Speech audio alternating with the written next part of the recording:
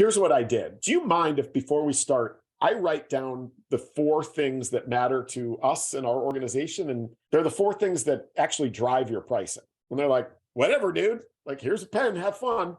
And so I end up going over to the whiteboard and I write down 4 things.